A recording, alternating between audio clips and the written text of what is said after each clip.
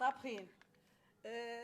طبخة كبة أرنبية، محشي ورق عريش قاطع، محشي ملفوف قاطع، حمص على لحمة، تبولة، ناي كبة تبلة، كفتة، شو كمان بعد جوزي معجنات ولبنة. شو سر التبولة؟ أول شي سر التبولة الطيبة حمضيتها، حمض الحصرم والحمضيت يكونوا الزيتات طيبين. هذا أهم شي.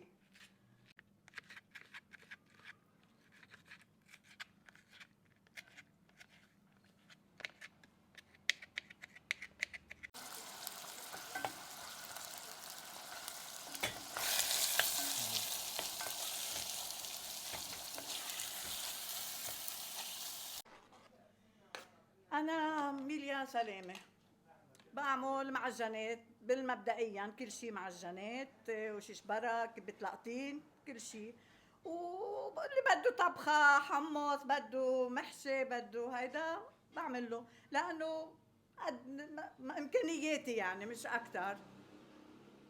وكمان أنا وجوزي من زمان كان عندنا مطعم بعناية، كنا نعمل بيتزا وهمبرجر مازا شرقية كل شيء، تبولة فتوش مع دجاج مشوي لحمة مشوية كل شيء مشاوي وتبلات كل شيء كمان كنا ندخل كل شيء كنا نعمل حمص هذا يعني تشكيلة الميزة اللبنانية كلها تقريبا أنا وياه كنا نشتغل معنا شغيلة على السفرة وهو يحضر كل شيء وتربخ من ورا الشغل وقعدنا بالبيت.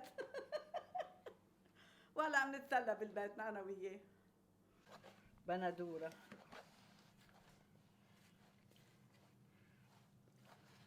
بعد تحمر راس رزق الله. وقت كنا نشتغل بالمطعم كيس دزينات بقدونس نهرم، ايه هرمينا اليدين. هلا ما بيعنيش غير هيدي، جبت عندي غير.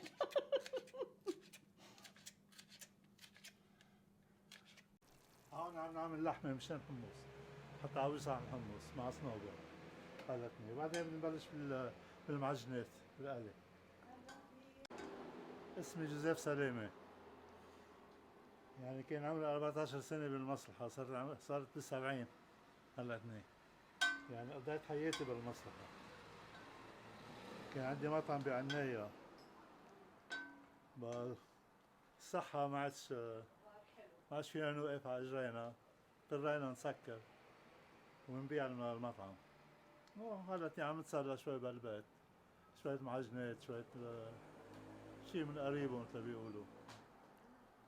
هيدي اللحمة مع صنوبر، يعني مش على المكن، هذا مع ايدي انا هيدي مشان صنع الحمص اطيب بتطلع، احسن تكون مفرومة على المكن. تبولة حطينا زيت، حطينا بهار حلو بهار حار، حامض حامض الحصرة مندوق. وعروسكم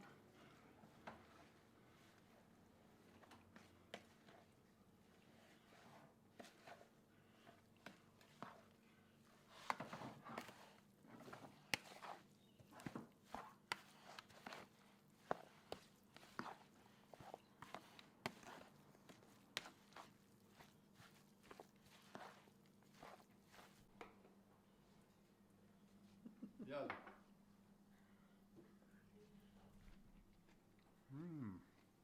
تري مبلشين منيح.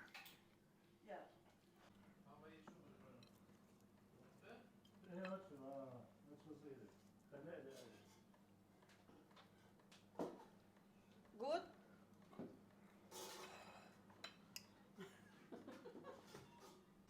هون طحينة مشان الكبة الأرنبية، بدنا نكسرها. أول شيء البصفاير أهم شيء، حامض بصفاير يعني أهم شيء لها. بيرجع ليمون مشكل ايش ما في موجود بالايام بنعصر، وشوية حامض، هي كسرتها. اكيد بحط لها ملح إجباري التراتور. أول ما بدك تكسرها بدك تحط لها شوية مويه. ليش في كبة عنبية بتنجح وغيرها ما بتنجح؟ شو سرها؟ يعني تطبيقتها أهم شيء، الواحد يعرف يطبقها مزبوط، لأنه بدها عدة شغلات لإلها. بدها لحمة وزيت، وبدها بصل، وبدها حمص.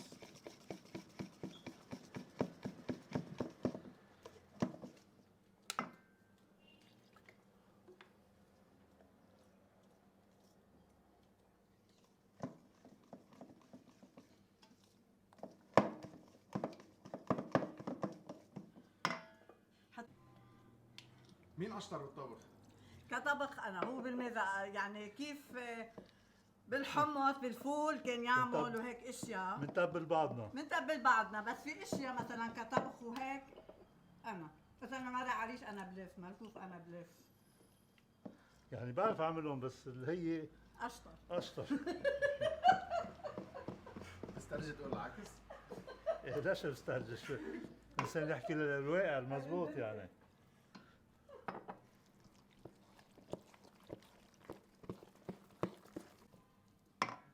حتى الطحينة بالأول مع ملح، بنكسرهم شوية المي بالأول، بنرجع بنصير نحط حامض مصفر، وبعد شوي بنرجع بنحط الليمون المشكل وشوية حامض تترتخي، نرجع نحطها على النار.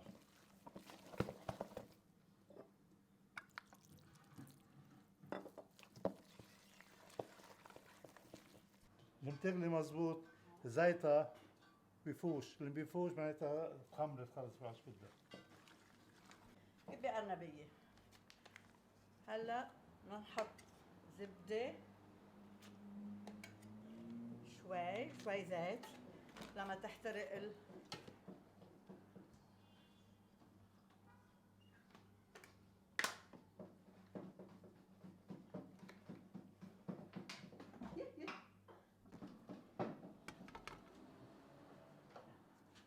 يلا أول شي بعمل الزبدة، بنقلل البصل،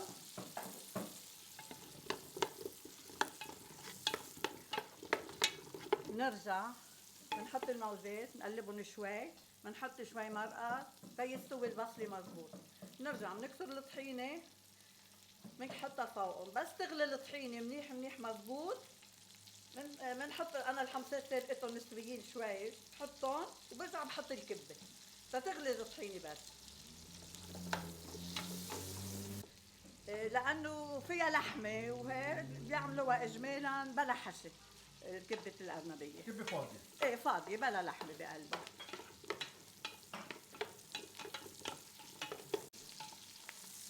زبطتها، كنت بدي اسلق كوز مثل ما انه مع الموزات وشيله وطبقها بلا بصل.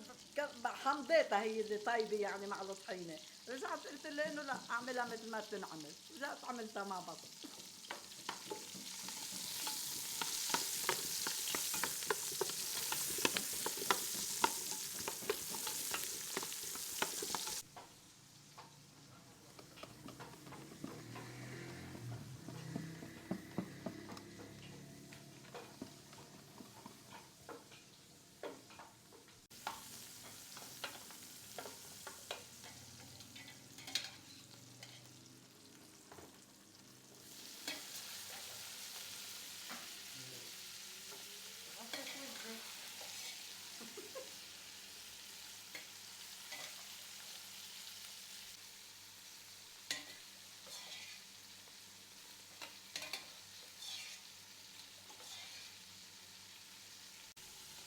صراحة اللي معودين علي معجناتي كلها طيبة، ومحاشي ورق العريش والملفوف اللي اخده، محشي كوسة قاطع كمان كله طيب، مرة عملت بلحمة ملفوف كمان حبوهم. هول اجمالا انا عم ياخدون من عندي هلا كله طيب ما حدا اشتكى.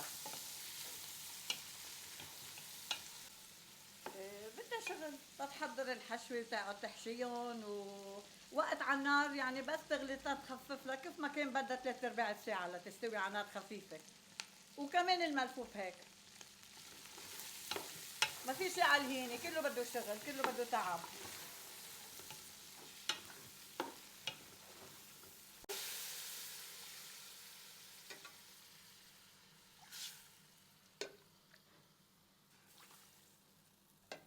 هذيك المرقه للرز، يفلفل الرز بالمرقه.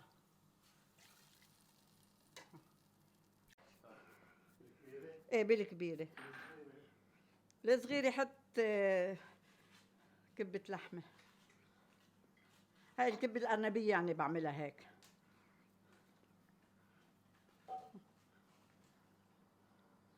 يلا فرجينا بدنا نتعلم كيف بقرصوا.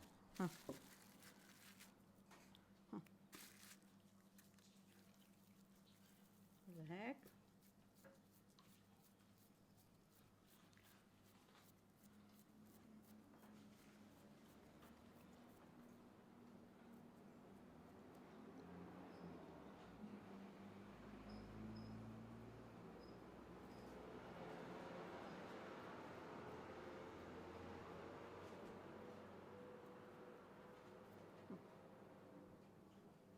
اياهم وتعلمت منها، كان عمري 18 سنه جيت على بيتهم ماني طبخه ولا طبخه بتبيي.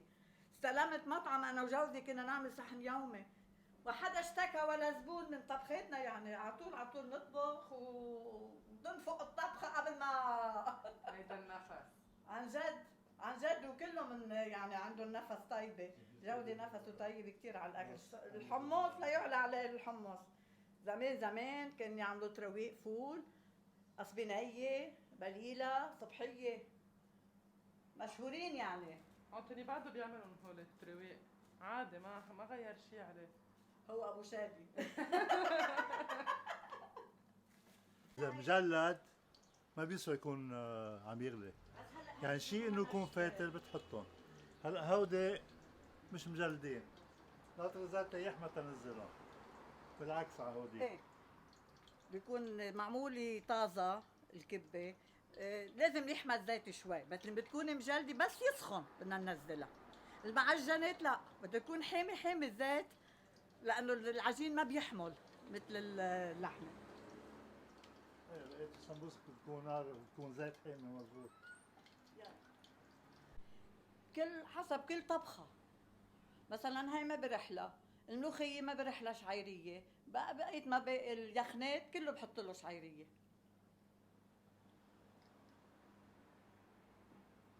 هون لازم نحط نتفة ملح.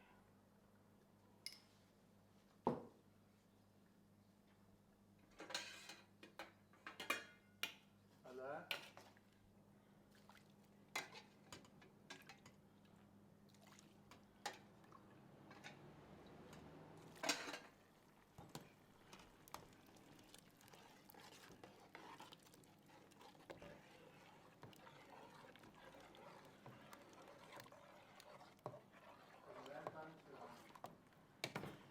روح عند بيك امي اذا بده يقشع شي يستوى معه.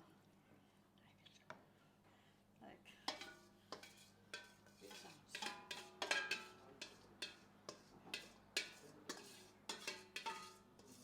كبة اللحمة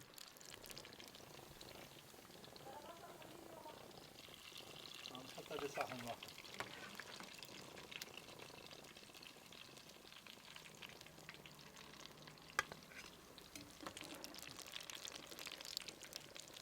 وهيدي كبة اللقطة.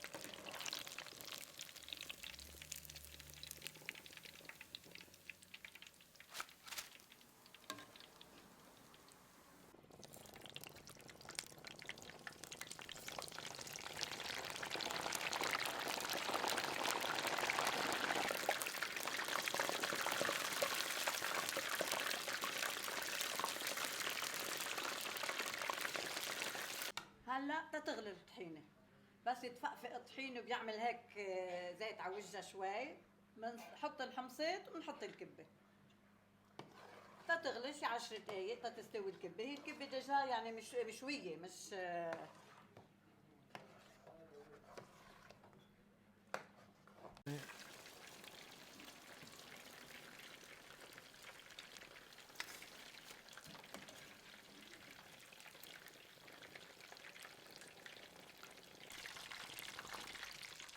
وهذه سجق مع جبنة.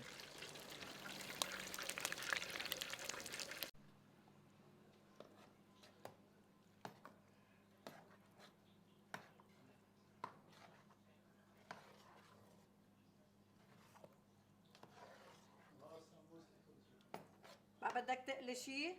عم بخف الغاز.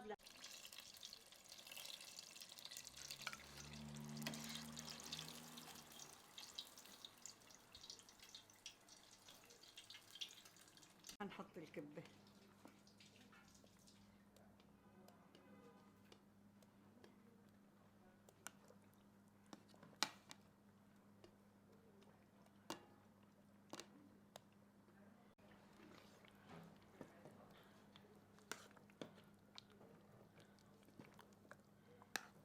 هلا بس تطلع الزيتة بقولوا سيرج على وجه الطحينة، بس هيك معناتها استويت الطحينة. يلا 5 دقايق الكبة تسوي.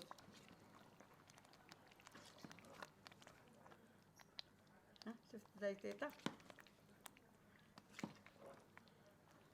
بيقولوا فقست. فقست ايه، بيقولوا طلع السيرج تبع الطحينة. هيك بنسمع من ستاتنا ومن اماتنا.